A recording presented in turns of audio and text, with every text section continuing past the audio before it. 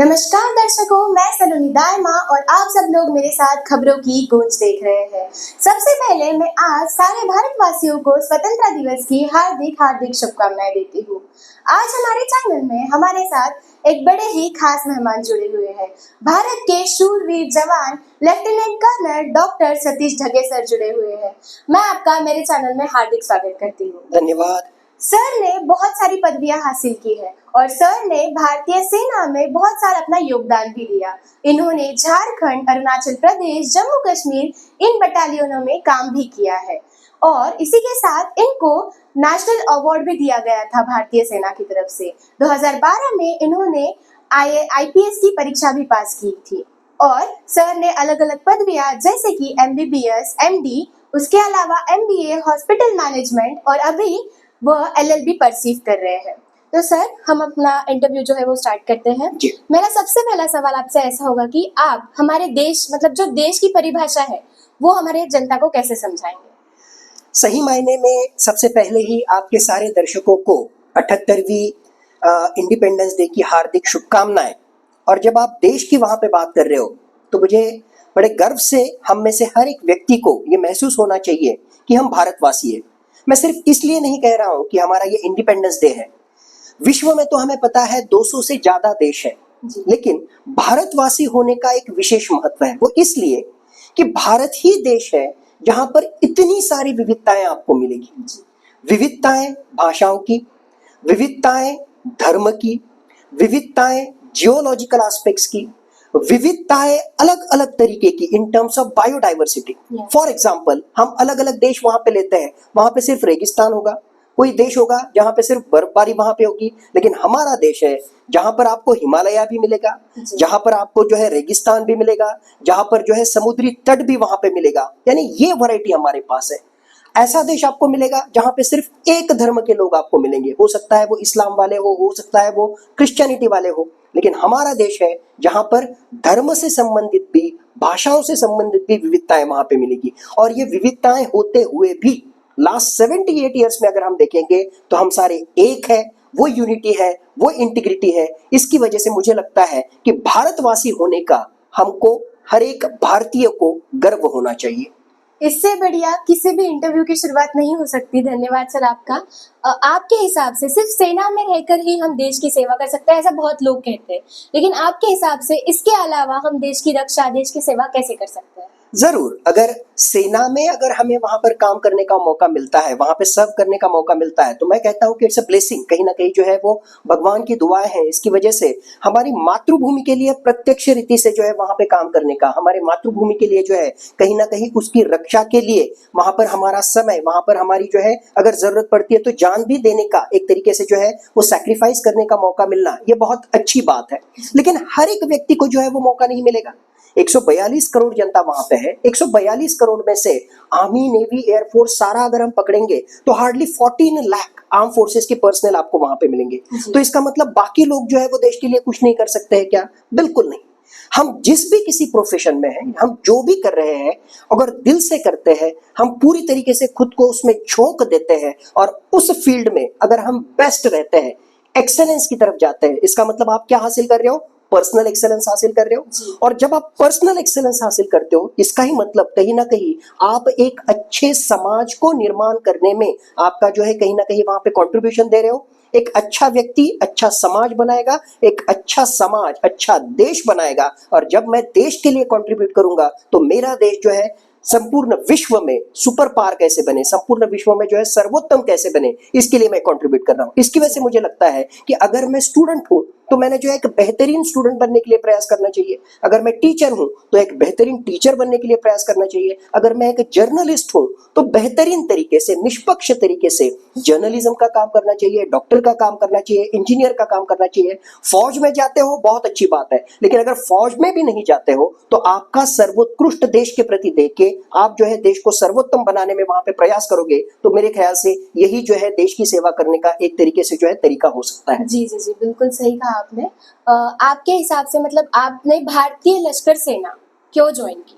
मतलब आप जैसे बोल रहे हैं कि दूसरी विदेश सेना मतलब सेवा है, दूसरे भी मौके हैं, तो आपने क्यों ज्वाइन किया? अगर सचमुच में कहूं तो it was a kind of accidental entry. मैं इसलिए कह रहा हूं basically bye educational qualification I am a doctor. मेरा एमबीबीएस हुआ और उसके बाद में मैं एमडी कर रहा था और उस वक्त जो है मेरा यूपीएससी का प्रिपरेशन चल रहा था। यूपीएससी का जब मैंने वहां पर अटेम्प्ट दिया और जब मैंने इंटरव्यू दिया उसके बाद में फाइनल मेरा जो स्कोर आया उसके अनुसार जो है मुझे इंडियन पुलिस सर्विस 4 मार्क्स से जो है मेरा वहां पे रह गया। Uniform service was always my dream. और यूनिफॉर्म सर्विस में उस वक्त जब इनिशियली मैंने यूपीएससी का अटेम्प्ट दिया तो उस वक्त जो है यूनिफॉर्म सर्विस का मैं पार्ट वहां पे नहीं बन सका, मुझे बहुत बुरा लगा। और उसी वक्त जो है आर्म फोर्सेस का एक एडवर्टाइजमेंट, आर्मी मेडिकल कोर का एडवर्टाइजमेंट मैंने न्यूज़पेपर में वहां पे देखा। लिटरली यूपीएससी का एक स्ट्रॉन्ग बेस पढ़ाई मेरे पास वहां पे थी। मैंने वो फॉर्म भरा, 15 दिन के बीच में वो एग्जाम वहां पे थी और बाय गॉड्स ग्रेस मैं ऑल इंडिया टॉपर वहां पे आया और वहां पे आर्म फोर्सेस की एक तरीके से जो है मेरा करियर जो है या मेरी सर्विस वहां पे शुरू हुई। तो पहले से जो है फोर्स में ही जाना या आर्म फोर्सेस में ही जाना, क्योंकि वैसा कोई भी बैकग्राउंड ना मेरे गांव में ना मेरे कोई फैमिली में जो है आर्म फोर्सेस से वहां पे रिलेटेड वहां पे है, इसकी वजह से मुझे उसके बारे में जानकारी नहीं थी। लेकिन एक बार मैं आर्म फोर्सेस में आने के बाद में जिस तरह का आर्म फोर्सेस का मेरा एक्सपीरियंस वहां पे रहा है, आर्म फोर्सेस जैसी बेहतरीन ऑर्गेनाइजेशन सर्व करने के लिए मैं कहता हूं कि भारत में छोड़ो पूरे दुनिया में नहीं है, ये बड़े मैं विश्वास से कह सकता हूं। और विथ ह्यूमिलिटी मैं इसलिए कह रहा हूं, by God's grace I am already a doctor. By God's grace मैं अलग अलग प्राइवेट ऑर्गेनाइजेशन से भी एसोसिएटेड वहां पे रहा हूं और मैं आर्म फोर्सेस का भी हिस्सा रहा हूं। तो इन सारे एक्सपीरियंस को देखते हुए मुझे स्ट्रांगली वहां पे लगता है कि आर्म फोर्सेस जैसा उत्कृष्ट ऑर्गेनाइजेशन आपको कहीं पे भी नहीं मिलेगा। तो इन शॉर्ट आपकी यूनिफॉर्म ड्रीम थी जो आपने हासिल यस। की। तो मेरा दूसरा प्रश्न आपसे ऐसा था कि स्वतंत्रता दिवस ये हम जब सुनते हैं तो आपके मन में सबसे पहला विचार क्या आता है? स्वतंत्रता दिवस यानी बहुत सारे लोगों के मन में ऐसा होगा कि 15 अगस्त 1947 यस। ब्रिटिश यूनियन जैक जो है वो नीचे वहां पे आ गया और भारत का झंडा जो है वो वहां पे चला गया। सिर्फ एक झंडा नीचे आया और एक झंडा ऊपर गया, इतना सिर्फ उसका महत्व नहीं। हमें पता है कि जब हम यानी ब्रिटिशर्स जब हमारे ऊपर रूल कर रहे थे, लिटरली दे हैड एक्सप्लॉइटेड अस सारे ही तरीके से, पॉलिटिकल एंगल से, इकोनॉमिक एंगल से, कल्चरल इन्वेजन के पॉइंट ऑफ व्यू से। एक तरीके से जो है ब्रिटिशर्स ने हमें स्लेव, एक तरीके से गुलाम बना के रखा था। भारत देश स्वतंत्र हो गया यानी ये सारी चीजें वहां पे चली गई and we the people of India, हम भारतीय लोग जो है अब निर्णय वहां पे लेंगे, हम हमारे जो रिप्रेजेंटेटिव वहां पर चुन के वहां पे देंगे और उनके द्वारा भारत का विकास, एक तरीके से जो है भारत किस तरीके से चलना चाहिए, इसके बारे में जो है वो डेमोक्रेसी वहां पे हम एस्टैब्लिश करेंगे। लेकिन जब हम स्वतंत्र दिन की बात वहां पे करते हैं, 78 साल वहां पे हो गए, 78 साल इस देश को इंडिपेंडेंट रखने में सही मायने में सबका ही वहां पे रोल है, लेकिन हमारा आर्म फोर्सेस -60 डिग्री सेंटीग्रेड पे भी जो है सियाचिन में हमारे फौजी जो है वहां पर डटे हुए 24/7 वहां पे काम कर रहे हैं। 52 डिग्री सेंटीग्रेड की जो है धूप में भी राजस्थान में हमारे फौजी वहां पे डटे हुए हैं। ऐसी कितनी दिक्कतों का वो सामना करते हैं, 24/7 विदाउट फेल वो वहां पे काम करते हैं। इसकी वजह से ही आप हम हमारा काम वहां पे कर सकते हैं। तो जब स्वतंत्रता की बात वहां पे आती है तो ऑफ कोर्स हमारे जो फ्रीडम फाइटर्स है उनका तो बलिदान है ही, जिसकी वजह से हम स्वतंत्र वहां पे हुए। लेकिन उसके भी आगे जाके पिछले 78 सालों में हमारे जवानों द्वारा, हमारे आर्म फोर्सेस द्वारा जो बलिदान दिया गया है, जो प्रोफेशनलिज्म उन्होंने दिखाया है, उसकी वजह से ही हम सारे सुरक्षित हैं और इसकी वजह से ही डिफरेंट सेक्टर्स ऑफ इकोनॉमी या समाज के अलग विभिन्न क्षेत्रों में जो है हम हमारा काम वहां पे कर रहे हैं। तो इस स्वतंत्रता दिन पर उन स्वातंत्र्य वीरों का, उसके साथ ही हमारी फौज का वहां पे स्मरण करना, उनको सैल्यूट करना जरूर बनता है। जी। स्वतंत्रता की लड़ाई में एक यादगार मोमेंट आपको कौन सी लगती है जो सबसे यादगार थी? इतने वर्षों हमने लड़ाई की उसके लिए, आपके हिसाब से? हम महात्मा गांधी मिशन के कैंपस में वहां पे बैठे हुए हैं। देखो, जब हमें स्वतंत्रता वहां पे मिली तो ऐसे हजारों लाखों कार्यकर्ता थे जिन्होंने अपना बलिदान दिया और तब जाके हम स्वतंत्र वहां पे बने। अब इस स्वतंत्रता को हासिल करने के लिए अलग अलग लोगों का जो है अलग अलग विचार था, अलग अलग धाराएं वहां पे थी। रिवोल्यूशनरी टेररिज्म में बिलीव करने वाले भगत सिंह, राजगुरु, सुखदेव भी वहां पे थे। नेताजी सुभाष चंद्र बोस जैसे वहां पे लोग थे जिन्होंने जो है आजाद हिंद सेना को एक दिशा वहां पे दिखाई। और उसके साथ ही महात्मा गांधी जैसे भी व्यक्ति थे, पंडित जवाहरलाल नेहरू जैसे भी व्यक्ति थे, सरदार वल्लभ भाई पटेल वाले भी जैसे भी व्यक्ति वहां पे थे, जिन्होंने जो है एक स्ट्रॉन्ग लीडरशिप हमारे देश को वहां पे दी। महात्मा गांधी का अहिंसा का तत्व जो पूरे विश्व में किसी ने वहां पे नहीं देखा।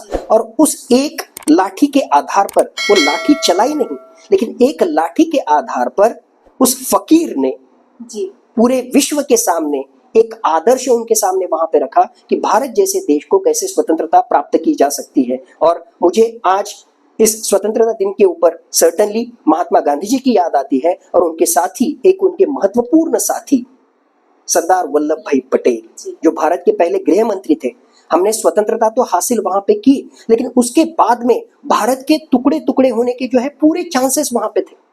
इन सारी अलग अलग जो प्रोविंसेस थे, जो छोटे छोटे प्रांत थे, उन सारे प्रांतों को इकट्ठा लाना और एक अखंड भारत बनाना, इसमें जो है सरदार वल्लभ भाई पटेल की बहुत महत्वपूर्ण भूमिका थी। इसकी वजह से मुझे लगता है, अगर आप एक व्यक्ति का नाम मुझे वहां पे कहोगे तो ऑफ कोर्स महात्मा गांधी जी वहां पे है, लेकिन आज 78 साल के बाद जब मैं पाकिस्तान का हाल वहां पे देखता हूं, जब मैं बांग्लादेश का हाल वहां पे देखता हूं, तब मुझे सरदार वल्लभ भाई पटेल की जो है जरूर याद आती है। और वो एक व्यक्ति है जिसकी वजह से आज भी भारत देश जो है वो मजबूत है और बहुत दृढ़ता से आगे बढ़ रहा है। जी बिल्कुल सही कहा आपने। आज की हमारी भारतीय सेना और जो पहले की भारतीय सेना थी, इनमें कुछ अंतर थे, तो ये अंतर आप मुझे बता सकते हो? अगर अंतर है तो वो क्यों और वो कैसे? देखो, किसी भी देश की जो सेना वहां पे होती है, उसके सामने जो अलग अलग सिक्योरिटी चैलेंजेस होते हैं, उसके आधार पर वो अलग अलग तरह का मॉडर्नाइजेशन वहां पे करते हैं। पिछले 10 सालों में हमने देखा कि विश्व में जो है बहुत सारी चीजें बदल गई। जी जियोपॉलिटिकल चेंजेस हम वहां पे देखते हैं। हमारे जो दुश्मन है, यानी हमारी पश्चिमी सीमा से पाकिस्तान तो है ही है, लेकिन पिछले कुछ सालों में हम देख रहे हैं कि चाइना जो है बड़ी जटिल तरीके से जो है भारत के ऊपर एक तरीके से दबाव बना रहा है। एनसर्कलमेंट पॉलिसी हम जिसे कहते हैं, कि भारत की सारी सीमाएं अगर हम वहां पे देखें, अफगानिस्तान हो, पाकिस्तान हो, श्रीलंका हो, मालदीव्स हो, म्यांमार हो, बांग्लादेश हो, नेपाल, भूटान, इन सब जगहों पर कहीं ना कहीं चाइना ने अपना इन्फ्लुएंस बनाया हुआ है, और उसके माध्यम से भविष्य में वो भारत को बड़ा खतरा वहां पे निर्माण कर सकता है। इन्हीं सारी चीजों को देखते हुए पिछले 10 सालों में सर्टेनली भारतीय फौज द्वारा बहुत महत्वपूर्ण मॉडर्नाइजेशन के एफर्ट्स वहां पे किए गए हैं। और उसमें एक महत्वपूर्ण चीज जो है, जो मैं कहूंगा BRO, हमारा बॉर्डर रूट्स ऑर्गेनाइजेशन, हमारी जो सीमाएं हैं और सीमाओं से सटीक, स्पेशली चाइना के लाइन ऑफ एक्चुअल कंट्रोल से सटीक, बहुत ही दुर्गम इस तरह की पहाड़ियां हैं, बहुत दुर्गम भाग वहां पर है, वहां पर रास्ते बनाना, वहां पर जो है रेल का ट्रैक बनाना, वहां पर जो है कम्युनिकेशन से संबंधित अलग अलग टावर्स एस्टैब्लिश करना, और इसके माध्यम से ISR capabilities, intelligence, surveillance and reconnaissance, इससे संबंधित जो है क्षमताएं वहां पर डेवलप करना, ये काम जो है भारतीय फौज द्वारा पिछले कुछ सालों में वहां पे किया गया है। इतना ही नहीं, विश्व का अनुभव देखते हुए आत्मनिर्भर होना, स्पेशली डिफेंस से संबंधित आत्मनिर्भर होना कितना जरूरी है, ये भारत ने पहचाना है। और उसके लिए ही पिछले कुछ सालों में आत्मनिर्भर भारत के माध्यम से भारत में ही बनी हुई, भारत में ही डिजाइन की हुई अलग अलग तरह की डिफेंस इक्विपमेंट्स, अलग अलग तरह की साधन सामग्री, उसको भी हम वहां पे डेवलप कर रहे हैं। तो ये सारी चीजें पॉजिटिव है, और भविष्य के जो हमारे अलग अलग खतरे हैं उनका मुकाबला करने के लिए इस तरह के बदलाव पिछले कुछ सालों में हमने जरूर वहां पे देखे हैं। हमारे भारत में अभी भी ऐसे कई लोग हैं जो बोलते हैं कि 78 ईयर्स में कुछ डेवलप नहीं हुआ, लेकिन जैसे आपने अभी इतनी सारी चीजें हमें बताई जो हमें पता नहीं थी, तो आप ऐसे लोगों को क्या कहना चाहेंगे? जरूर, 78 ईयर्स में कुछ भी नहीं हुआ। देखो, ग्लास हाफ फुल है, हाफ एम्प्टी है। पहले मैं एम्प्टी के बारे में बोलता हूँ कि सही बात है, 78 साल वहां पे हुए हैं। आज भी अगर हम वहां पे देखेंगे तो विश्व के जो विकसित राष्ट्र हैं, उन विकसित राष्ट्रों में भारत नहीं है। इकोनॉमी के पॉइंट ऑफ व्यू से आज भी जो है हम डेवलपिंग नेशन वहां पे है। लेकिन अगर हमें गिनना है तो बहुत सारी चीजें जो है हम गिन सकते हैं as a positive achievement. To start with, हम विश्व की जो है लार्जेस्ट डेमोक्रेसी है। हमारे दर्शकों को समझाने के लिए एक एग्जाम्पल मैं देता हूँ। हमारे बड़े भाई साहब है, कुछ लोग जो है उसको टेररिस्तान कहते हैं, कोई उसको पाकिस्तान कहते हैं। क्यों बड़े भाई साहब है? क्योंकि 14 अगस्त 1947 को पाकिस्तान स्वतंत्र हुआ, हम 15 अगस्त 1947 को वहां पे स्वतंत्र हुए। तो पाकिस्तान और भारत एक तरीके से जो है एक ही वक्त वहां पे स्वतंत्र हुए। जी आज 2024 में देखो, पिछले 78 सालों में पाकिस्तान में ऐसे कई वाकये वहां पे हुए, ऐसे कई मौके वहां पे आए जहां पर मिलिट्री कू हुआ, यानी वहां के जो आर्म फोर्सेस के चीफ थे उन्होंने जो है वहां पे सत्ता हासिल की।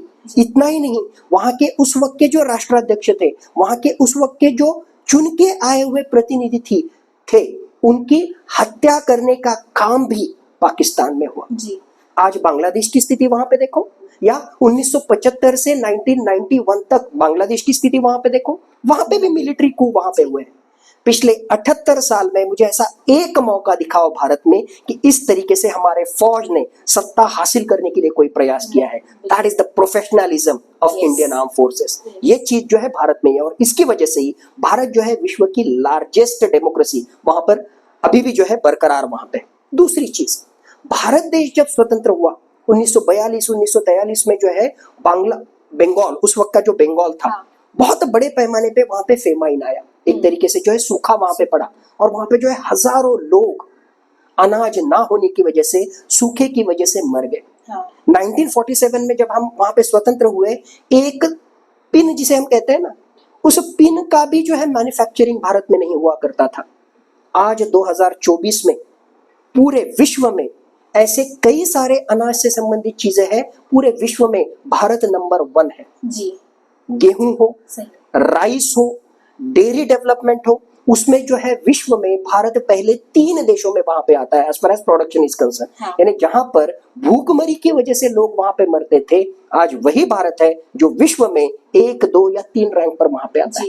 इकोनॉमी की बात करें, मैन्युफैक्चरिंग की बात करें, जहां पर एक पिन का भी निर्माण नहीं होता था, सेफ्टी पिन का भी निर्माण नहीं होता था, आज वही भारत है पूरे विश्व में। We are the 5th largest economy. Purchasing power parity की अगर हम बात करें तो हम 3rd लार्जेस्ट इकोनॉमी। इतना ही नहीं, इन टर्म्स ऑफ कॉम्प्रिहेंसिव पावर की अगर हम बात करें, मिलिट्री पावर की हम बात करें, तो पूरे विश्व में जो है हमारी आर्म फोर्सेस चौथी जो है एक तरीके से सबसे बड़ी आर्म फोर्सेस वहां पे मानी जाती है। तो अगर ऐसी चीजें हम गिनने के लिए बैठे तो जो है कितने घंटे निकल जाएंगे कि पिछले 78 सालों में हमने वहां पे क्या किया। So in all terms, in terms of democracy, in terms of economy, in terms of culture, in terms of diversity, in terms of technology, इन सारे ही क्षेत्रों में पिछले 78 सालों में हमने बहुत सारी प्रगति वहां पे की। लेकिन हमने सिर्फ इसमें ही खुश नहीं होना चाहिए, हमने उसमें ही जो है अल्पसंतुष्ट वहां पे नहीं रहना चाहिए। अभी बहुत सारा जो है एक तरीके से डिस्टेंस हमें कवर वहां पे करना है, और हमें सर्टेनली वर्ष 2047 तक आने वाले ऑलमोस्ट 25 सालों में जो है पूरे विश्व का सुपर पावर हम कैसे बन सकते हैं, इसके लिए प्रयास करना है। और उस तरीके से ऑलरेडी हम में से हर एक व्यक्ति को वहां पे कंट्रीब्यूट करने के लिए, एक्सेलेंस के लिए तरफ बढ़ने के लिए वहां पे प्रयास करना चाहिए।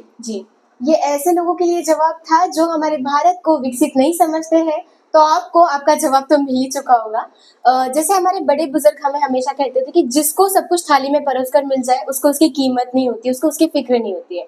तो हमारी जो आज की नवी पीढ़ी है उनको आज़ादी, स्वतंत्रता दिन वगैरह ऐसी चीज़ों में इंटरेस्ट बहुत कम हो चुका है।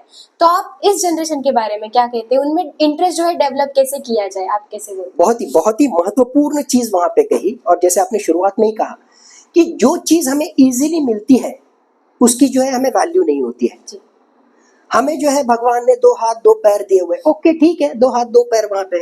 अगर एक हाथ की वैल्यू अगर आपको वहां पे पहचाननी है तो जो अपाहिज है, जी स्पेशली एबल्ड पर्सन जो है, उसको पूछो कि जो है अपाहिज को एक हाथ की वैल्यू वहां पे क्या होती है। माँ बाप वहां पे होते हैं, ओके ठीक है, माँ बाप है, उनका तो काम होता है, उनका तो कर्तव्य होता है। जो ऑर्फन होता है, जिसके माँ बाप नहीं है, बचपन में ही गुजर गए, उसको पूछो कि माँ की वैल्यू क्या होती है, बाप की वैल्यू क्या होती है।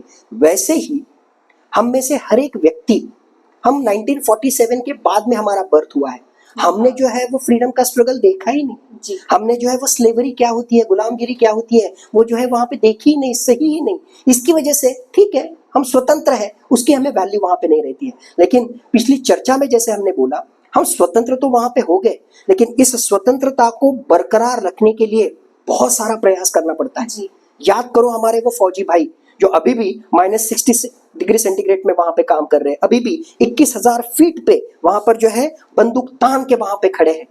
वहां पर hardly there is a rarity of oxygen, oxygen नाम की चीज ही वहां पे नहीं होती है, बहुत सारी दिक्कतें होती है, और उसके बावजूद सिर्फ और सिर्फ मेरी भारत माता की रक्षा करना है, इसकी वजह से वहां पे डटे हुए हैं।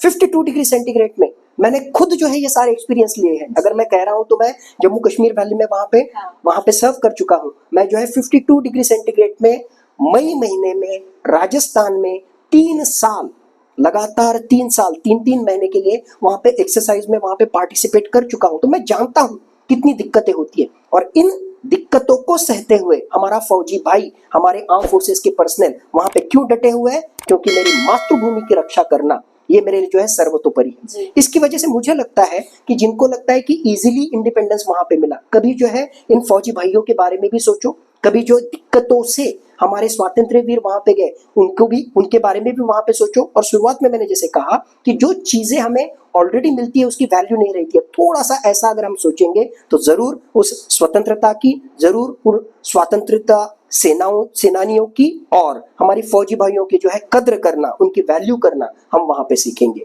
जी, सही कहा आपने। इतना ज़्यादा स्ट्रगल करना एक ईज़ी बात नहीं है, तो a great salute to all of you sir, what you are doing for us. And मेरा दूसरा सवाल आपसे ऐसा था कि आपके मतलब आपके कार्यकाल के दौरान एक एंटी टेररिस्ट ऑपरेशन हुआ था। आप उसके बारे में हमारे दर्शकों को बताएं। यस, वो 2008 का साल था। मैं जम्मू कश्मीर में वहाँ पे पोस्टेड था, और सतवारी नाम का जो है वहाँ पे एक पार्ट है, और मुट्ठी दमाना नाम का जम्मू के पास का ही एक पार्ट है, वहाँ से अखनूर सेक्टर पास में गिरता है। अखनूर सेक्टर जो है उसकी सीमाएं पाकिस्तान से लगी हुई वहाँ पे। मुझे याद है कि 2008 के विंटर मंथ्स वो वहाँ पे थे, और मैं मेरे यूनिट में वहाँ पे था। सुबह का टाइम वहाँ पे होगा रफली 4 बजे के आसपास, और सडनली जो है मैं वहाँ पे ऑफिसर्स मेस में वहाँ पे था। मेरी एक छोटी बिटिया जो है, हार्डली कुछ महीनों की मेरी बिटिया वहाँ पे थी, एंड मेरी वाइफ वहाँ पे थी। और अनफॉर्चुनेटली मेरे कमांडिंग ऑफिसर जो थे वो कहीं तो भी टेम्पररी ड्यूटी पे वहाँ पे गए थे, जो सेकंड इन कमांड थे वो भी वहाँ पे नहीं थे। इसकी वजह से उस यूनिट की जिम्मेदारी जो है पूरी मेरे ऊपर थी। In a way I was the officiating, you can say, commanding officer of that particular unit. और सुबह 4 बजे के आसपास जो है सडनली कुछ जो है ऐसी पटाखे फूटने की बोलो, या जो है वहाँ पर गोलियों की आवाज वहाँ पे आई, और थोड़ी देर में, यानी वो गोलियों की आवाज वहाँ पे आई और थोड़ी देर में, एक 15-20 मिनट के बाद में वहाँ पर जो है उस मेडिकल यूनिट में 3 जो है वहाँ पर फौजी भाइयों को वहाँ पे लेके आया गया। अनफॉर्चुनेटली उसमें से 2 की जो है ऑन द स्पॉट वहाँ पे डेथ हो गई, और एक जो था वो, उसको जो है पैर में गोली वहाँ पे लगी थी। तो वो ट्रीटमेंट वगैरह वाला पार्ट वहाँ पे था।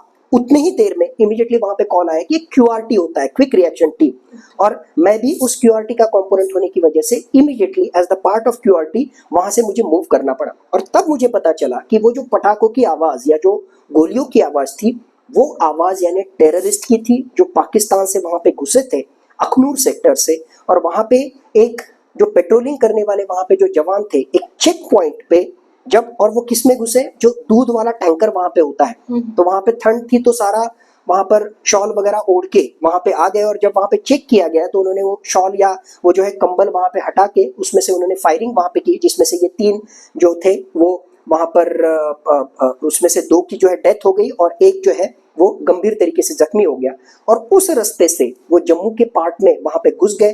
रास्ते में जो भी कुछ वहाँ पे यूनिट्स वहाँ पे दिख रहे थे, वहाँ पे जो है उन्होंने फायरिंग की, तो हमारे यूनिट के सामने से जाते हुए भी उन्होंने फायरिंग की। और जब वो क्यूआरटी वाला सारा वहाँ पर हमें मैसेज वहाँ पे आया, तो इमीडिएटली मैं भी उस क्यूआरटी का कंपोनेंट था। फिर उसको जो है फॉलो किया गया, बाकी भी यूनिट्स की क्यूआरटी वहाँ पे थी, और अल्टीमेटली कुछ किलोमीटर्स पे जाके एक जगह पर वहाँ पर वो जो है छुप के बैठे। देखो, बात करते हैं ये इस्लाम की, बात करते हैं ये टेररिस्ट, नाम लेते हैं इस्लाम की, लेकिन वहां पर वो कहाँ पे छुप के बैठे? पहले जो है वो छुप के बैठे मस्जिद में। जी। यानी अगर हमला भी हो तो जो है मस्जिद में हमला ना करे। यानी प्रोफेशनलिज्म के पॉइंट ऑफ व्यू से भारतीय फौज दूसरे के जो है धर्म की इज्जत करना वहां पे जानता है, लेकिन जो इस्लाम के लिए लड़ने की बात वहां पे करते हैं वो खुद छुप के कहाँ पे बैठते हैं? मस्जिद में। तो पहले तो जो है वहां पर वो मस्जिद में छुप के वहां पे बैठे, फिर अलग अलग टैक्टिक्स के माध्यम से उनको जो है वहां से निकाला गया। तो इमीडिएटली उसको लग के जो घर था उस घर में जो है उन्होंने पनाह ली, और जब उन्होंने पनाह वहां पे ली तब जो है उन्होंने छोटे बच्चे जो थे उस घर के, जहां पर वो यानी एक ट्यूशन वहां पे हुआ करता था, तो वो ट्यूशन के लिए आए हुए जो छोटे बच्चे थे उनको उन्होंने होस्टेजेस वहां पे रखा था। तो उसके बाद में उनको घेरा गया। ये टोटल जो है so called encounter almost 48 hours तक चला। मैं उस एनकाउंटर का, या मान लो उस पूरे एंटी टेररिस्ट ऑपरेशन का वहां पे पार्ट था, और अलग अलग सर्कल्स में वहां पे काम करते हैं। यानी फर्स्ट सर्कल होता है, सेकंड होता है, थर्ड होता है, और उसके बाद में जो है वो रिप्लेस करते हैं, यानी फर्स्ट सर्कल सेकंड सर्कल वाले जो है फर्स्ट सर्कल में। तो ये ऑलमोस्ट 48 आवर्स तक ये सारा वहां पर एंटी टेररिस्ट ऑपरेशन वहां पे चला। और ये सारा करके अल्टीमेटली 48 आवर्स के बाद में ये 3 जो टेररिस्ट थे जिन्होंने ये सारा हंगामा वहां पे किया था, उन तीनों के तीनों टेररिस्ट को जो है मौत के घाट उतारने का काम जो है ये सारी हमारी टीम ने वहां पे किया था। एंड आई कैन प्राउडली से कि I was also the part of that particular team, और ये एंटी टेररिस्ट ऑपरेशन उस तरीके से जो है वहां पे सफल हो गया। तो I am a doctor, but anti terrorist operation में भी पार्ट लेने का एक तरीके से सौभाग्य मुझे प्राप्त हुआ। वो साल था 2008 और वो जगह थी जम्मू कश्मीर की वैली। आपकी इतना अच्छा एक्सपीरियंस सुन के हम भी इमेजिन करने लगे थे वो सारी चीजें, बट आप जैसा कर सकते हैं आई फील कि वो बहुत हार्ड काम है, लेकिन आपने किया बहुत ज़्यादा, you are great sir. Next मेरा सवाल आपसे ऐसा था कि इंटरनेशनल रिलेशंस के आप जानने वाले हैं, आप बहुत सारे चैनल्स पे भी जाते हैं, आप इंटरनेशनल रिलेशंस के बारे में बोलते हैं, लेकिन अभी कई सारे देशों में बहुत दिनों से बवाल चल रहा है, जैसे ईरान इजराइल हम बोल सकते हैं, उसके बाद रशिया यूक्रेन। तो इसके वजह से कहीं ना कहीं हमारे भारत पे भी इसका असर होता है, तो हम कहीं ना कहीं थोड़ा डरे सहमा हम रहते हैं। तो आपको क्या लगता है ये क्यों होता है, जो अप्स एंड डाउन्स है? देखो, अब इसमें जो है जियो पॉलिटिक्स में अलग अलग एंगल्स होते हैं। रशिया यूक्रेन वाला इशू हो, या मान लो इजराइल हमास वाला इशू हो, या अभी रिसेंटली बांग्लादेश में जो सारी परिस्थिति वहां पे बनी हुई है, हर एक इसके अलग अलग वहां पे कारण है। लेकिन एक चीज आप वहां पे देखो कि जो है भू राजनीति के पॉइंट ऑफ व्यू से एक तरीके से जो है बहुत बड़ा हड़कंप पिछले कुछ समय में आपको मचा हुआ वहां पे दिखेगा, और उसका एक कंपोनेंट जो है वो है पोलराइजेशन, ध्रुवीकरण। ओके। अब जब मैं ध्रुवीकरण की बात वहां पे कह रहा हूं तो मुख्यतः जो है दो धाराएं हैं। एक तो धर्म के आधार पर ध्रुवीकरण होता हुआ आपको दिखाई वहां पे दे रहा है, और दूसरा ध्रुवीकरण का एक मामला जो है जिसे हम कह सकते हैं आउटसाइडर्स एंड लोकल। मैं आपको जो है ये चीज वहां पे अंतरराष्ट्रीय तरीके से समझाने की कोशिश वहां पे करता हूँ। देखो, अभी बांग्लादेश में इशू आपको पता है, बांग्लादेश में जो है शेख हसीना सरकार को वहां पे हटाया गया, और वहां पे जो है एक्सट्रीमिस्ट ऑर्गेनाइजेशन जो है, फिलहाल के लिए तो मोहम्मद यूनुस नाम के लिए इंटरिम गवर्नमेंट के वहां पर हेड है, बट असली मायने में इस सारे आंदोलन में महत्वपूर्ण भूमिका अगर किसी ने वहां पर अदा की है, बांग्लादेश की मैं बात कर रहा हूं, तो वो है जमाते इस्लामी। जमाते इस्लामी क्या है? In a way it's a terrorist organisation, जिसको ऑलरेडी बांग्लादेश सरकार ने जो है बैन करके रखा था। और इस जमाते इस्लामी का जो स्टूडेंट विंग है, यूथ विंग है, उसका नाम है इस्लामिक छात्र शिविर। तो ये इस्लामिक छात्र शिविर जो है ये स्टूडेंट्स विंग है इस जमाते इस्लामी का। इसको हथियार पहुंचाने का काम, फंड्स पहुंचाने का काम पिछले कई सालों में किसने किया? पाकिस्तान ने किया, आईएसआई ने किया। और इन हथियारों की वजह से, इन फंड्स की वजह से ये एक्सट्रीमिस्ट ऑर्गेनाइजेशन बांग्लादेश में आज के समय में जो है एक तरीके से हावी हुए हैं। आज के समय में जो है एक महत्वपूर्ण उनका रोल वहां पे है। और यही एक्सट्रीमिस्ट ऑर्गेनाइजेशन इस्लाम के नाम पे, इस्लाम जो है इस तरह की चीज वहां पे नहीं सिखाता है, बट गलत तरीके से यही इस्लामिक टेररिस्ट वहां के जो माइनॉरिटीज है, यानी बांग्लादेश के जो हिंदू है, बांग्लादेश के जो सिख है, बांग्लादेश के जो क्रिश्चियन है, उनके खिलाफ हमले कर रहे हैं, उनको जो है मार रहे हैं। हम पिछले कुछ दिनों से ये सारी चीज देख रहे हैं। यानी वहां पर मुस्लिम, इस्लाम को मानने वाले टेररिस्ट जो है हिंदुओं के ऊपर, क्रिश्चियन लोगों के ऊपर वहां पर हमले कर रहे हैं। एक मामला ये। दूसरा मामला देखो, जो शायद आपके पढ़ने में सुनने में नहीं आया होगा, लेकिन आज ब्रिटेन में भी जो है पिछले कुछ दिनों से वहां पर दंगे फैले हुए हैं। और क्यों दंगे वहां पे फैले हुए हैं? वहां पे एक ब्रिटिश डिफेंस लीग नाम की जो है एक संस्था है, टॉमी रॉबिन्सन नाम के जो है एक लीडर है, सोशल मीडिया के माध्यम से वंशवाद, व्हाइटिस्ट सुप्रीमेसी, उस पर बिलीव करने वाले ये लोग हैं। तो इनका क्या कहना है कि वहां पे जो है ब्रिटेन में ये बाहर से आने वाले जो लोग हैं, इनकी वजह से हमारी नौकरियां जा रही है, इनकी वजह से जो है हमें एजुकेशन की अपॉर्चुनिटीज वहां पे नहीं मिल रहे हैं। तो ये जो है हमारे दुश्मन है। ब्रिटेन में बाहर से आने वाले लोग, बाहर से आने वाले लोग यानी कौन? इनमें मैक्सिमम जो है वो इन यानी मुस्लिम पॉपुलेशन का वहां पे समावेश है। यूरोप में ये इमिग्रेंट्स का जो इशू है, इसमें मुस्लिम, इस्लाम धर्म को मानने वाले बहुत सारे लोग वहां पे हैं। यानी वहां पर ये व्हाइटिस्ट सुप्रीमेसी वाले नॉन व्हाइट लोग मुख्यतः मुस्लिम लोगों के ऊपर जो है वहां पर हमले कर रहे हैं, मुस्लिम लोगों को जो है वहां पे मार रहे हैं। बांग्लादेश में मुस्लिम लोग जो है नॉन मुस्लिम को वहां पे मार रहे हैं। ध्रुवीकरण, पोलराइजेशन, ये पोलराइजेशन जो है पूरे विश्व के लिए घातक है।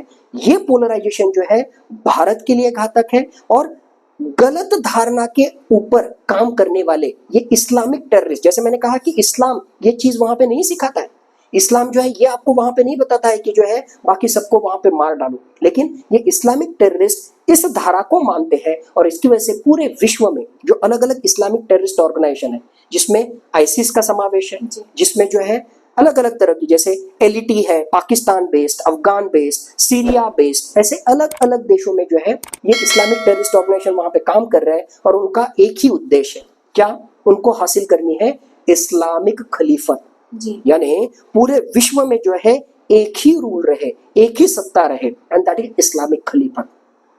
आज के ग्लोबलाइजेशन के जमाने में 21वीं सदी में ये होना पॉसिबल नहीं, या ये होना जो है वो सही नहीं, लेकिन इस विचारधारा से जुड़े हुए इस तरह के लोग हैं इस्लामिक एक्सट्रीमिज्म और इसको विरोध करने वाले। एक उदाहरण मैंने आपको वहां पे दिया कि जो है ब्रिटेन में किस तरह का मामला वहां पे हो रहा है, उस विचारधारा को मानने वाले भी लोग हैं, यानी एक्सट्रीमिज्म बढ़ रहा है, पोलराइजेशन बढ़ रहा है, और इस तरह का एक्सट्रीमिज्म बढ़ेगा, इस तरह का इस्लामिक टेररिज्म का खतरा बढ़ेगा, तो उसमें सबसे ज्यादा आहत कोई होगा तो वो भारत है। और हम देख रहे हैं कि जम्मू कश्मीर हो या भारत के अलग अलग राज्यों में भी इन इस्लामिक टेररिस्ट द्वारा किस तरह के हमले किए जाते हैं, किस तरीके से जो है उसकी वजह से भारत के सिक्योरिटी को प्रॉब्लम वहां पे क्रिएट किए जाते हैं। जी मैं आपको बता दूं दर्शकों कि सर जो है अभी एमजीएम यूनिवर्सिटी छत्रपति संभाजी नगर के MGM institute of competitive exams के डायरेक्टर भी है। तो सर जैसे आप डायरेक्टर हैं, आप पिछले 22 सालों से बच्चों को जो है पढ़ाते आ रहे हैं first UPSC civil services examinations and all. तो इसमें दो तरह के बच्चे होते हैं, जो सिलेक्ट होने के बाद देश के हित में काम करते हैं और दूसरे जो अपने पेट भरने के लिए काम करते हैं। तो आपको इनके बारे में क्या कहना है? देखो, स्पेशली आप सिविल सर्विसेज की आपने बात की और डिफेंस सर्विसेज की, और यस, गैजेटेड ऑफिसर पद के लिए यानी यूपीएससी सिविल सर्विसेज, उसके साथ ही डिफेंस सर्विसेज मुख्यतः सीडीएस, एफकैट, एनडीए एग्जामिनेशन के माध्यम से आर्म फोर्सेस का ऑफिसर बनने के लिए उनको गाइडेंस, उनको जो है एक तरीके से मेंटरशिप देने का काम इस MGM institute of competitive exams के माध्यम से होता है। अब इसको जो है सिर्फ आपने एक पेट भरने का तरीका नहीं मानना चाहिए। अगर हम सिविल सर्विसेज की वहां पे बात करते हैं तो उसमें से आप क्या बन रहे हो, उसमें से आप आईएएस ऑफिसर बन रहे हो, उसमें से आप आईपीएस ऑफिसर बन रहे हो, उसमें से आप इंडियन फॉरेन सर्विसेज के ऑफिसर आप वहां पे बन रहे हो। और मैं स्ट्रांगली बिलीव करता हूं कि आइदर आप आर्म्ड फोर्सेज का ऑफिसर वहां पे बन रहे हो या सिविल सर्विसेज के माध्यम से इस तरह का सिविल सर्वेंट आप बन रहे हो। इसके माध्यम से जो आपको 5P हासिल होता है। 5P यानी क्या? पहला, ये क्लास 1 वहां पे सर्विस है तो ऑफकोर्स अच्छा सैलरी वहां पे होता है, पैसा। दूसरा, जब आप कलेक्टर बनते हो, जब आप आर्म फोर्सेस के ऑफिसर वहां पे बनते हो, समाज में आपको प्रतिष्ठा है, सेकंड P। तीसरा, ऑटोमेटिकली इस पद के साथ में जो है पावर आता है, ऑथोरिटी आता है। आपके एक सिग्नेचर के ऊपर बहुत सारे लोगों का वहां पे भला हो सकता है, आपके एक सिग्नेचर के ऊपर बहुत सारी चीजें वहां पे बदल सकती है। So there is a power, there is a permanency in service. आप एक बार आ गए तो कॉर्पोरेट सेक्टर जैसा है नहीं कि जो है आपको नौकरी के लिए वहां पे लगा दिया और 1 महीने के बाद बोल दिया थैंक यू वेरी मच। आप एक बार गवर्नमेंट सर्विस में आ गए तो usually up to the age of 60 years 58 years जो है आप नौकरी में वहां पे कंटिन्यू कर सकते हो। That is the permanency. And 5th P जो आपका मुख्य प्रश्न था उसकी तरफ मैं वहां पे आ रहा हूं। ये तो सारी चीजें मिलती है, पैसा मिलता है, प्रतिष्ठा मिलती है, पावर मिलता है, परमानेंसी इन सर्विस है, लेकिन 5th P जो सिर्फ आर्म्ड फोर्सेस या सिविल सर्विसेज में जो है ऑफिसर बन के वहां पे मिलेगा। और मैं वहां पे कहता हूं कि अ चांस फॉर पैट्रियोटिज्म। आप सिविल सर्वेंट बन के, आप आईएएस ऑफिसर बन के, आपके एक निर्णय की वजह से लाखों गरीब, वो जो फार्मर्स हैं, हमारे जो किसान हैं, जो आत्महत्या करने के लिए प्रवृत्त वहां पे हो रहे हैं, आपकी एक सही काम की वजह से जो है वो आत्महत्या करने से जो है प्रवृत्त हो जाएंगे, यानी उससे जो है वहां पे दूर हटेंगे, उनका वहां पे भला हो जाएगा, गरीबों को वहां पे भला हो जाएगा। यानी वो सारा मौका आपको उस चेयर में बैठने की वजह से, उस पद की वजह से वहां पे मिलता है। आर्म फोर्सेस की जैसे हमने बात की, अगर आप आर्म फोर्सेस के ऑफिसर वहां पे बनते हो, सैलरी वगैरह वगैरह वो सारी चीज वहां पे है, लेकिन मेरी मातृभूमि के लिए प्रत्यक्ष रीति से जो है वहां पे काम करने का मौका मुझे जो है आर्म फोर्सेस का सर्विस वहां पे देता है। इसकी वजह से आपने जैसे कहा कि ये सिर्फ पैसे कमाने के लिए इस सर्विस में हमने जाना चाहिए क्या, हमने यूपीएससी की एग्जाम देनी चाहिए क्या, या हमने जो है डिफेंस सर्विसेज में जाना चाहिए क्या? The answer is no. वो तो चीजें मिलेगी ही मिलेगी, दैट इज सेकेंडरी टर्शरी। सबसे महत्वपूर्ण चीज, उस पद के माध्यम से आपको जो मौका मिलने वाला है गरीबों का भला करने का, समाज को जो है सही मायने में पॉजिटिवली कंट्रीब्यूट करने का, देश के लिए सेवा करने का, वो मौका जो है आपको इस पद से मिलेगा। इसकी वजह से वो पद पाने के लिए आप इन कॉम्पिटिटिव एग्जामिनेशन का जो है प्रयास करो, या इन कॉम्पिटिटिव एग्जामिनेशन के लिए जो है खुद को तैयार करो। ऐसा मेरा कहना जो है ये सारे यूथ को, जिनको जो है ये चीजें अपील होती है, इनके लिए जरूर रहेगा। आई होप स्टूडेंट्स को इससे ज़्यादा अच्छा मोटिवेशन और कोई नहीं हो सकता। सर, जैसे अभी आप एमजीएम यूनिवर्सिटी में काम करते हैं, तो यहाँ के जो चांसलर है अंकुश राव कदम सर, वो आपको इन सारे कामों को कैसे सपोर्ट करते हैं? मतलब ये सेंटर चलाने के लिए वो आपको कैसे मोटिवेट करते हैं? अंकुश राव जी कदम सर सही मायने में जो है, यानी आप बाहर किसी को भी वहां पे पूछोगे तो जिसे हम कहते हैं कि ऋषि तुल्य व्यक्तिमत्व, इस तरह के वो व्यक्ति है। और अगर आप देखोगे तो एमजीएम, जब मैं फौज में भी था, ये चीज मैं जरूर वहां पर जो है आपके दर्शकों को वहां पे कहूंगा कि जब मैं फौज में था, और जैसे आपको पता है जम्मू कश्मीर हो, अरुणाचल प्रदेश हो, झारखंड हो, अलग अलग राज्यों में मैंने वहां पे काम किया, और पूरे भारत के अलग अलग क्षेत्रों से काम करने वाले ऑफिसर्स वहां पे आते हैं जी। और बड़े फक्र से, उस वक्त तो जो है मैं आर्म फोर्सेस का पार्ट था, उस वक्त तो मेरा एमजीएम का और मेरा कुछ लेना देना नहीं था, लेकिन बड़े फक्र से मैं वहां पे कहता था कि यस, हमारे जो है उस वक्त का औरंगाबाद, अब का छत्रपति संभाजी नगर, कि बड़े फक्र से मैं वहां पे कहता था कि औरंगाबाद में जो है हमारे पास एक संस्था है जिसका नाम है एमजीएम। उस वक्त तो एमजीएम यूनिवर्सिटी नहीं हुआ करता था, लेकिन महात्मा गांधी मिशन के अंतर्गत वो सारे के सारे कोर्सेस एजुकेशन से रिलेटेड आपको मिलेंगे, यानी जिसे हम कहते हैं कि लिटरली जो है आपके केजी से लेके, नर्सरी से लेके, केजी से लेके पीजी, कोई भी एजुकेशन का कोर्स, वो मेडिकल हो, वो इंजीनियरिंग हो, वो जर्नलिज्म हो, वो मैनेजमेंट हो, वो बायोटेक्नोलॉजी हो, वो पॉलिटेक्निक हो, you name the thing, Yes. वो सारी की सारी चीजें जो है आपको एक छत के अंदर ही वहां पे मिलेगी। और ना सिर्फ ये कोर्सेज वहां पे है, क्वालिटी कोर्सेज, क्वालिटी एजुकेशन देने का काम पिछले कई सालों से, कई दशकों से एमजीएम द्वारा वहां पे किया जा रहा है, और हर साल उसमें जो है बढ़ोतरी होते हुए ही हमें वहां पे दिखती है। और इसके पीछे जो मेन वहां पर आधार है, जिसे हम कहते हैं जो एंकर है, वो है आदरणीय श्री अंकुश राव जी कदम सर।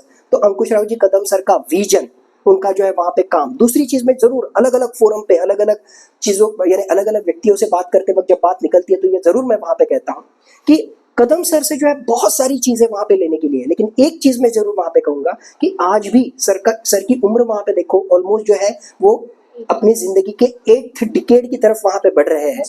और हमारी उम्र अगर हम वहां पे देखेंगे तो कोई 20 साल का, 30 साल का, 40 साल का, 50 साल का, हम जो है सुबह कॉलेज को आते हैं, सुबह शाम को वहां पे जो है चले जाते हैं और थक गए, आज जो है बहुत काम किया, सुबह जो है 11 बजे मैं कॉलेज में गया था, 4 बजे 5 बजे मैं वापस आया, 5 घंटे 6 घंटे मैंने वहां पे काम किया। Compare this with Ankush Rao ji Kadam sir. मैंने वहां पे देखा है कि सर 9 बजे 10 बजे वहां पे कॉलेज में आते हैं कंटिन्यूअसली। एक्चुअली वहां पे देखा गया तो आज जो है इतना बड़ा सिस्टम उन्होंने वहां पे करके रखा हुआ है कि उनको वहां पे सिर्फ वहां पे बैठे भी रहेंगे या वहां पे नहीं भी आएंगे तो भी जो है ये सारा सिस्टम सिस्टमैटिकली चलेगा। लेकिन आज भी सर इतनी उनकी उम्र होते हुए भी वहां पे आते हैं, हमेशा सर के चेहरे पे वो स्माइल वहां पे होता है। एंड मोस्ट इंपॉर्टेंट थिंग, 9 बजे 9:30 बजे आएंगे, रात के 9 बजे 9:30 बजे वहां पे जाएंगे, आज भी 10 घंटा, 11 घंटा, 12 घंटा लगातार वहां पे वो काम करेंगे। लगातार जो है पॉजिटिवली सैकड़ों लोगों से वहां पे मिलते हैं, पॉजिटिवली उनके जीवन में बदलाव करते हैं। ये चीज जो है मैं जरूर वहां पे कहता हूँ, ये चीज, ये एनर्जी, ये स्टैमिना, ये पॉजिटिविटी हमने जो है कदम सर से जरूर वहां पे सीखनी चाहिए। And last and most important thing, he is very akin to new ideas. कोई भी न्यू आइडिया, कोई भी नई चीज आप उनके पास लेके जाओ, वो कभी उसको ना नहीं कहेंगे, वो हमेशा उनको सपोर्ट करेंगे। तो ये सारी चीजें जो है हमें कदम सर से वहां पे सीखने लायक वहां पे है। And we are very fortunate कि हमारे एमजीएम यूनिवर्सिटी के वो चांसलर है, महात्मा गांधी मिशन के जो है वो सेक्रेटरी वहां पे है, और उनके नेतृत्व में, उनके गाइडेंस में ये सिस्टम जो है आगे बढ़ रही है। मेरा आखिरी सवाल आपसे ऐसा हुआ कि अभी जो थोड़े दिन पहले अग्निपथ या अग्निवीर स्कीम आई थी, उसके बारे में आप कुछ हमारे दर्शकों को बताएं। अब ये अग्निपथ अग्निवीर स्कीम वाला जो है विषय बहुत बड़ा है। अगेन मैं कहूंगा कि ये जो अग्निपथ अग्निवीर जो स्कीम है, half glass full half glass empty, इस तरीके से मैं कहूंगा। पॉजिटिव सिर्फ एक दो चीजें मैं वहां पे कहता हूं कि यस, अगर हम देखेंगे 21वीं सदी के भारत के सामने के चैलेंजेस देखेंगे तो 20वीं सदी के फौज का तरीका लेके हम जो है इनको टैकल नहीं कर सकते। यानी ट्रेडिशनल फौज, ट्रेडिशनल ट्रेनिंग, ये वहां पे हमें नहीं चलेगा। 21वीं सदी में जो है भारत के सामने जो चैलेंजेस वहां पे निर्माण होने वाले हैं, उसमें टेक्नोलॉजी का बहुत महत्वपूर्ण रोल रहने वाला है। इसकी वजह से कहीं ना कहीं टेक्नोलॉजिकली कॉम्पिटेंट, इस तरीके से वो अलग अलग डिप्लोमा किए हुए हो या आईटीआई किए हुए हैं, ऐसे बच्चे अगर फौज में वहां पे आते हैं तो उसका वहां पे फायदा होगा, जो अग्निवीर स्कीम के माध्यम से पॉसिबल है। दूसरी महत्वपूर्ण चीज, अगर हम डिफेंस बजट की बात करें तो उसमें का बहुत सारा हिस्सा ये सिर्फ डिफेंस पर्सनल के सैलरी और पेंशन के ऊपर वहां पे जाता था। तो इसको हटाने के लिए अग्निपथ स्कीम वहां पे इस केस में आई है। और आपको पता है कि 4 साल के लिए वो बंदा हाँ। वहां पर रहेगा, उसमें से 25% जो है वो आगे परमानेंट इस केस में जाएंगे, बाकी जो है वो कहीं ना कहीं अलग अलग स्टेट पुलिस सर्विसेज में या जिसे हम कहते हैं कि सीआरपीएफ हो, एसएसबी हो, इसमें जो है कहीं ना कहीं एकोमोडेट किया जाएगा। अब इसके संबंध में जो विवाद है वो विवाद ये है कि फिर 4 साल के बाद में तो जो है ये लड़के कहाँ पे जाएंगे, वो तो बेकार वहां पे होंगे। उसका आंसर जो है बेकार नहीं होंगे, कहीं ना कहीं वो एकोमोडेट वहां पे हो जाएंगे, ट्रेंड होके वहां पे इस केस में आएंगे, कहीं ना कहीं वो एकोमोडेट हो जाएंगे। दूसरा वहां पे कहा जा रहा है कि यस वो खतरा वहां पे है कि 4 ही साल में जो है उनको सारी आप ट्रेनिंग वहां पे दे रहे हो, वो गन चलाना वहां पे सीख रहे हैं। अगर ये लड़के जो हार्डली 20 साल के, 21 साल के, 22 साल के हो, गलत हाथ में अगर पड़ गए, किसी टेररिस्ट ऑर्गेनाइजेशन के, किसी एंटी नेशनल जो विचारधारा वाले लोगों के हाथ में वहां पे पड़ गए, तो ऑलरेडी ये ट्रेंड पर्सनल देश के लिए जो है खतरा हो सकता है। वो भविष्य के जो है कहीं ना कहीं टेररिस्ट के बहकावे में भी वहां पे आ सकते हैं, वो खतरा वहां पे है। और तीसरा सबसे महत्वपूर्ण मुद्दा जो है वो अग्निपथ स्कीम से रिलेटेड। देखो पहले की जो फौजी थे उनको ऑलमोस्ट 2 साल 2.5 साल की ट्रेनिंग देने के बाद में वो सीमा पे या मान लो वो जो है अलग अलग यूनिट में वहां पे मर्ज होते थे, यानी यूनिट का कंपोनेंट बनते थे। अब 4 ही साल में ये अग्निपथ वाले को जो है या अग्निवीर का टोटल टेन्योर वहां पे है, तो वो जो चीज 2 साल की ट्रेनिंग वहां पे दी जाती थी, ये लड़के जो 17 साल के 18 साल के हैं उनको 6 महीने में ट्रेनिंग दी जा रही है। और 6 महीने के ट्रेनिंग के आधार पर वो बंदूक तान के वहां पे खड़े हैं जम्मू कश्मीर में, बंदूक तान के वहां पर खड़े हैं चाइना के एलएसी पे। तो कहीं ना कहीं मुझे लगता है कि इन एडिक्वेट ट्रेनिंग की वजह से हमारी सिक्योरिटी कॉम्प्रोमाइज ना हो जाए, ये खतरा ये अग्निपथ स्कीम से संबंधित, लेसर ड्यूरेशन ऑफ ट्रेनिंग से संबंधित और सिर्फ 4 ही साल के ड्यूरेशन ऑफ अग्निवीर से संबंधित है। ये चैलेंजेस है, लेकिन मुझे आशा है कि भारत सरकार उसके ऊपर भी काम करेगा और कुछ अच्छे सुझाव लेके वो आएगा। जी अंत में आप हमारे दर्शकों को या भारतवासियों को कुछ संदेश देना चाहेंगे? जरूर मैं कहना चाहूंगा, जैसे शुरुआत में हमने कहा कि आपको सभी को जो है सही मायने में स्वतंत्रता दिवस की हार्दिक शुभकामनाएं। और सिर्फ ये भारत माता की जय बोल के वहां पे नहीं चलेगा। हमने चर्चा में जैसे वहां पे देखा कि अगर हम फौज में जा सकते हैं तो उससे बड़ी कोई चीज वहां पे नहीं है, लेकिन फौज में भी नहीं जाएंगे तो भी जिस सेक्टर में हम जाएंगे, हम डॉक्टर रहेंगे, इंजीनियर रहेंगे, टीचर रहेंगे, जर्नलिस्ट रहेंगे, कोई भी जिस किसी सेक्टर में वहां पे है, वहां पे हम मीडियोकर नहीं रहेंगे। हम वहां पर रहेंगे तो हम हमारा बेस्ट हम देंगे, हम जो है पर्सनल एक्सेलेंस की तरफ बढ़ेंगे। जब हम बेहतरीन होंगे, जब हम बेस्ट होंगे, तभी जाके हम समाज के लिए कंट्रीब्यूट कर रहे हैं, तभी जाके हम देश के लिए कंट्रीब्यूट कर रहे हैं, और वो सही मायने में जो है देश की सेवा है। सिर्फ एक मंत्र मैं वहां पे दूंगा, जो इंडियन मिलिट्री एकेडमी का जो द्वार है, चटवुड्स प्रिंसिपल हम वहां पे कहते हैं, जो भी चीज हम वहां पे करेंगे किसी भी क्षेत्र में, एक चीज वहां पे ध्यान में रखना कि हमारा निर्णय लेते वक्त सबसे टॉप प्रायोरिटी, सबसे पहला ख्याल अगर हमारा कोई आना चाहिए हमारे मन में, तो वो होना चाहिए देश हित, नेशन कम्स फर्स्ट जी। उसके बाद में अगर कोई चीज वहां पे आनी चाहिए तो जिस ऑर्गेनाइजेशन में आप हो, जिनको आप लीड कर रहे हो, उन साथियों की, उस ऑर्गेनाइजेशन का, उस जो है संस्था का हित, ये आपके मन में आना चाहिए। Nation comes first, your organisation comes second, और फिर लास्ट में खुद के बारे में सोचो, खुद के स्वार्थ के बारे में सोचो। ये मैसेज हमारे पॉलिटिशियंस के लिए भी है, ये मैसेज हमारे गवर्नमेंट सर्विस में या प्राइवेट सर्विस में काम करने वाले लोगों के लिए भी है, ये मैसेज तुम्हारे लिए, हमारे लिए है। Nation comes first, organisation comes next, and your self interest, आपका स्वार्थ, ये आखिर में रहना चाहिए। अगर इस मैसेज के ऊपर हम काम करेंगे तो सही मायने में भारत जो है सुपर पावर बनने में बहुत देर लगेगी, ऐसे मुझे बिल्कुल नहीं लगता है। धन्यवाद, जय हिंद। मैं आज खुद को और मेरे ऑडियंस को बहुत ज़्यादा लकी समझती हूँ, क्योंकि इतने ज़्यादा टैलेंटेड पर्सन आज हमारे साथ थे और उनकी बातें इतनी मूल्यवान थी कि हम हमारे लाइफ में उसे कहीं ना कहीं इम्प्लीमेंट ज़रूर करेंगे। सर, आपने मुझे इतना टाइम दिया, इसलिए आपका धन्यवाद। एंड मैं आपको लास्ट में इतना ही कहना चाहूँगी, a great salute to you and Indian soldiers. जय हिंद, जय भारत। मेरे चैनल को लाइक करें, शेयर करें, कमेंट करें, और हाँ, चैनल को सब्सक्राइब जरूर कर दीजिएगा। धन्यवाद सर। Thank you.